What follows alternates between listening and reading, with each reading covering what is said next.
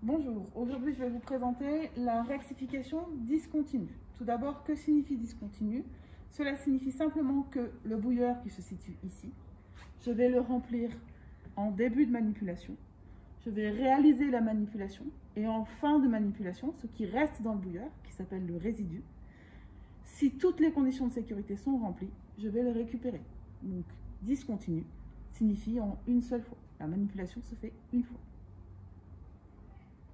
Je vais maintenant vous expliquer ce qu'est une rectification. Donc, dans une rectification, la base de la rectification, c'est simplement une distillation. Donc, dans le bouilleur, on va faire bouillir le mélange pour créer des vapeurs qui vont remonter dans la colonne, arriver sur le condenseur qui se situe tout en haut de la colonne. Là, les vapeurs vont être condensées, comme son nom l'indique, pour soit être récupérées par la vanne en U, qui se situe juste en dessous du condenseur, soit être réintroduite à l'intérieur de la colonne. Pourquoi on a ces deux possibilités? C'est là qu'on va parler réellement de rectification. Dans une rectification, on cherche à faire plusieurs distillations pour obtenir une meilleure pureté du distillat en haut de la colonne. Donc, pour réaliser ces plusieurs distillations, au lieu de récupérer le distillat dès qu'il est condensé, on va en réintroduire une partie ou la totalité dans la colonne pour réaliser d'autres distillations dans la colonne. Donc c'est comme si on faisait plein de distillations à l'intérieur d'une colonne contenant des plateaux. C'est ce qu'on appelle le reflux. Le fait de réintroduire le liquide dans la colonne s'appelle le reflux. Pour faire ces différentes distillations, la colonne n'est pas vide, elle contient des plateaux. Ces plateaux sont constitués de cloches. Dans ces cloches, à la base des cloches, on a des petites perforations triangulaires qui vont laisser passer la vapeur.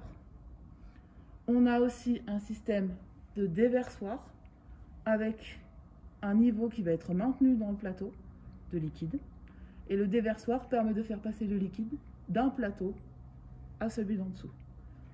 Celui d'en dessous, le liquide arrive sur la base de la cloche qui est légèrement incurvée, puis va glisser le long des cloches pour arriver au niveau du plateau d'en dessous.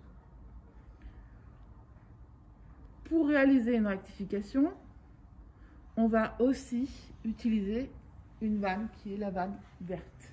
Je vous ai parlé du reflux qui permet de réintroduire une partie du liquide pour réaliser une rectification et non pas une distillation. Le reflux, en fait, ça va se faire avec cette vanne qui est munie d'un timer. Ce timer permet d'avoir une vanne qui est ouverte pendant un certain temps, fermée pendant un autre temps.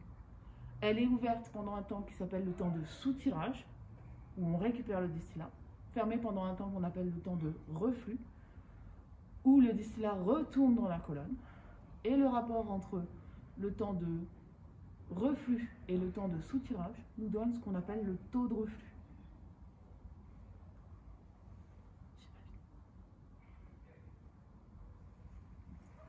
Donc ce temps de reflux, ce taux de reflux, est important parce qu'on le fixe pour mettre en place la qualité du distillat.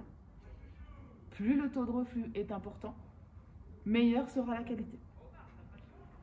Plus le taux de reflux est faible, plus grande sera la quantité de distillat.